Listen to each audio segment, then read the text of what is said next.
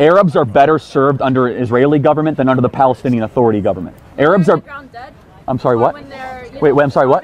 When they're in the ground dead, that's where a majority of Palestinians end up. What are you... A majority of Palestinians end up dead? How dare you say something like that?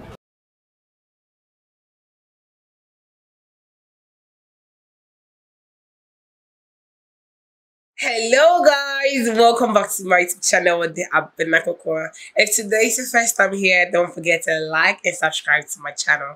Alright, so today I'll be reacting to a video titled Charlie Kirk dismantles angry anti-Israel student with facts about Hamas. Wow, this is going to really get heated. Alright, so without wasting my time, let's get started.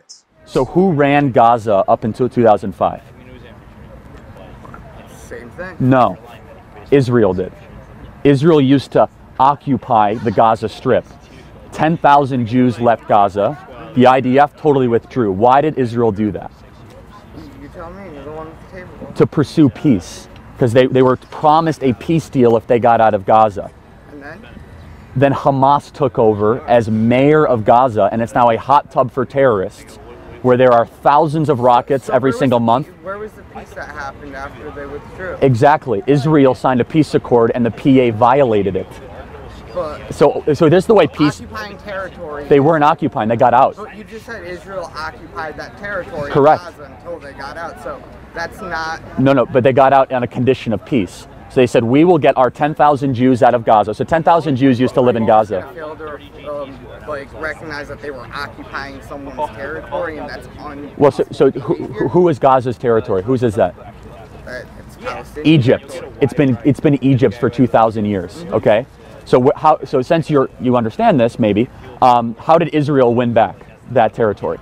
Sinai deal. Right. So in the 1967 war, they pushed back Egypt all the way to their borders, and so they gave up the Sinai Desert in pursuit of peace with Egypt. That worked. That worked. So then they kept the occupation of Gaza, which there's factories and rolling hills and vineyards, a lot of wealth there. There's 2 million people that live in Gaza, more or less. 10,000 Jews lived on the eastern skirt of Gaza. So in pursuit of peace, in the 2005 peace talks, Israel said, you know what?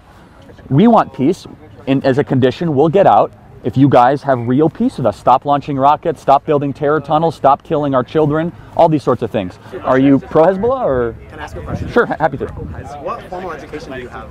Plenty. I mean, formal education. There's like a If you're going to argue from authority, that's a logical fallacy. Tell me why I'm wrong. Don't tell me how many degrees you have. Don't ask me to change the conversation. I'm actually, I would argue I'm more informed because I didn't go to college, and I've traveled the world, and I've met with world leaders, and I've read many books. So tell me, oppressive to a lot of minorities that you've met around the world. how am I oppressive? Can you name one example of how I'm oppressive? I can name a lot of examples. Can you name one? Name one example of how I'm oppressive, because you just said it. Literally here telling people that they are wrong about views and their... Well, no, they just don't have facts. Can you tell me one time that I've been wrong about anything I've said? Tell me a time that Israel has launched an offensive war. To Lebanon. They didn't. They're attacking Hezbollah. It's within their borders. It was to Lebanon. They don't just attack... Hezbollah occupies southern Lebanon, which is Iranian funded, is it not? Really? I had no idea. Thank you for informing me. Anytime. Maybe if you didn't go to college, you would learn more. Oh, you're so right. You're so right. Here's the thing, but like IDF is a terrorist organization. How is the IDF is a terrorist organization? Yeah, no, according to a lot of people. Wait, hold on a second. The IDF. Not me, but like a lot of countries around. Why is it that they haven't built a new school or hospital in the last 5 years? Hundreds of millions of dollars pour into Gaza. It's because Hamas runs Gaza right now, and they're a terrorist organization. So Israel got out of Gaza in 2005 in the pursuit of peace. 10,000 Jews were actually forced out of their homes in the pursuit of peace. Gaza got more dangerous. It became a hot tub for terrorists. You know where Hamas's money is being spent? On terror tunnels and rockets being shot towards Tel Aviv. Where were those 2 rockets shot 2 weeks ago out of? They were shot out of Gaza. Yeah, 2 rockets. Oh, what's the big deal? Yeah, who cares when Jews have rockets shot at them, right? Because Israel is fighting a defensive right for its own national sovereignty. All Israel has done since 1967 is go backwards. All Israel has done. The UN sent an Asian diplomat, I forget his name exactly what it was, to go investigate crimes against humanity in Gaza. Israel did not allow him to enter Gaza because they said his visa wasn't valid, and that was published in an Israeli newspaper. Okay, so I'll have to look into that. If that's the case, then I'll say that you're correct. But here's the question, though. So Israel is the only democracy in the Middle East right now. They're practicing democracy. Muslims, Jews, and Christians. Israeli citizens vote in the upcoming elections then? Well, they can. Israeli Hold on a second. First of all, many Palestinians in Palestinian Authority, that is in Zone B, not Zone A, can vote in elections. Secondly, here's the question: you want them to be able to vote both in PA elections and Israeli elections? Why hasn't the PA had an election in 12 years? Mahmoud Abbas is a dictator of the PA that uses the money and the aid that we give him to enrich himself. Mahmoud Abbas. Hold on a second. Hold on. Hold on, but I thought he was democratically elected. So why don't you guys have students against the Palestinian Authority, not students against Israel? The Palestinian Authority. Palestinian Authority isn't holding guns against Palestinian children. Palestinian Authority was democratically elected 12 years ago. Mahmoud Abbas has not had any checks and measures against him. In Nablus, he lives in a 25,000 square foot mansion. Here's the bottom line: is that Arabs are better served under Israeli government than under the Palestinian Authority government. Arabs are. I'm sorry, what? Wait, I'm sorry, what? When they're in the ground dead, that's where a majority of Palestinians end up. What are you? A majority of Palestinians end up dead? How dare you say something like that? There's 15.5 million people that live in the Palestinian Authority. Half of them end up dead? So you're trying to tell me that 7.5 million Palestinians have been killed? Is that what you're trying to say? 7.5 million live in the... I've never seen that number. Well, it's actually 50.5 million is if you count the PA and Israel together. You're right. It's more 6 million in Palestinian Authority, 9.5 million in Israel proper. So it's about 15 combined. So 6 million. So you're trying to tell me 3 million people have been killed? 3 million people have been killed by the IDF? That's not even close to being true. So let me ask. Listen to me. There's a difference between Zionism and anti-Semitism. Then build it out for me. You don't support the state of Israel doesn't mean. So let me get this straight. You don't hate Jews. You just hate the Jews' right to exist in their homeland. You're not even Jewish. You can't speak for you.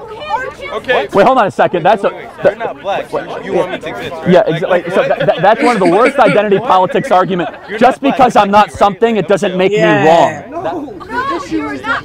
It's apartheid state of Israel. That's not in line with conservative politics. How so? Because there is no separation of church and state. Then why can let me ask you a question. Why can Christians freely practice their religion in Israel, but Jews can't freely practice their religion in the Palestinian Authority? How are Jews not practicing it? What happens if an Israeli citizen goes into a Bethlehem? What happens if a Jew goes into Bethlehem?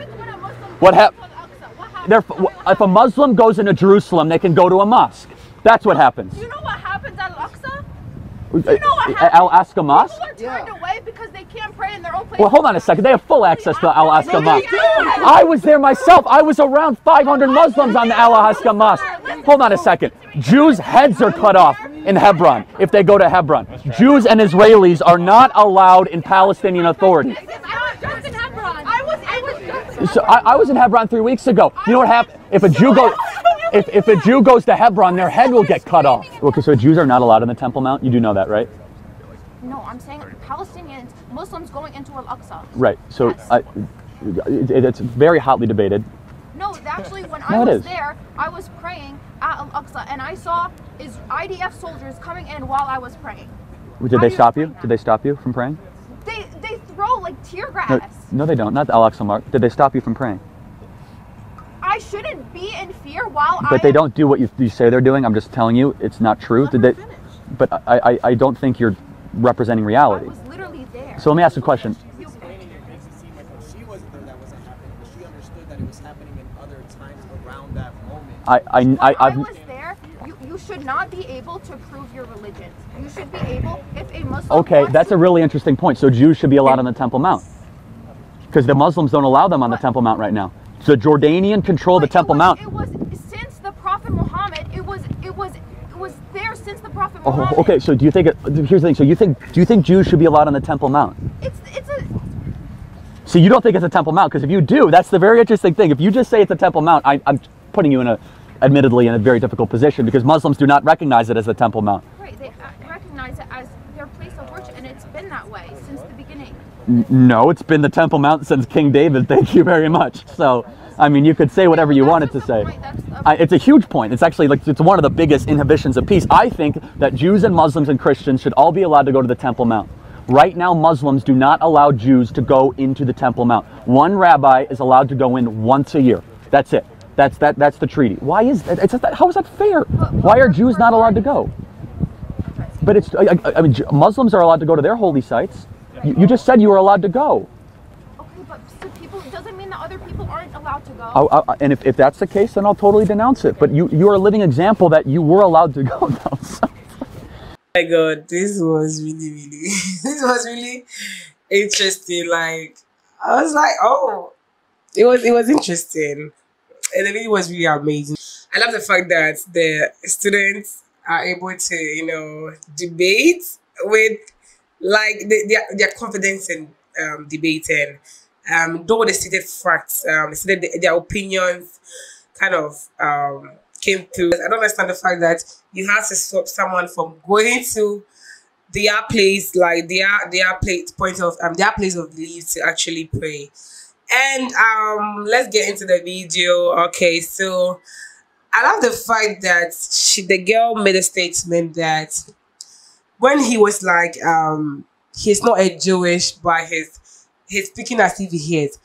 I feel you don't have to be like a Jewish or a Muslim or a Christian before you can state the true fact about something. Even if you are a Muslim or you are whoever you are, and someone, the opposite, is doing something that is not good, that is not right, you have the right to speak against it.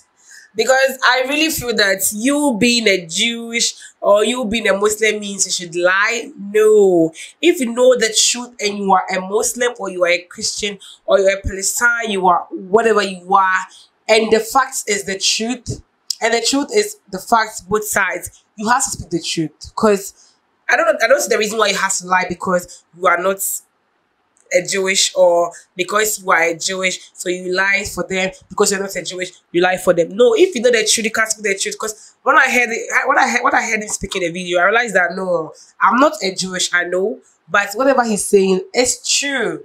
So I have to either believe it, accept it, or if it's the truth. So I don't see the reason why I should deny it, because it's the truth. So the fact that the Muslims are not allowed to pray somewhere and the Christians are not allowed to pray somewhere, I don't really get this thing, because I don't understand why you have to stop someone from praying. Though I haven't been there, I know I haven't been there, but that's what they said. So I'm giving my opinion on what they have said. So like this is just something else, because the lady, whatever the lady was saying, I don't know if that's the truth, because I haven't been there. I wasn't there when she was praying, and there was a tear gas and whatever, and someone even saying we're praying, they were stopped from praying.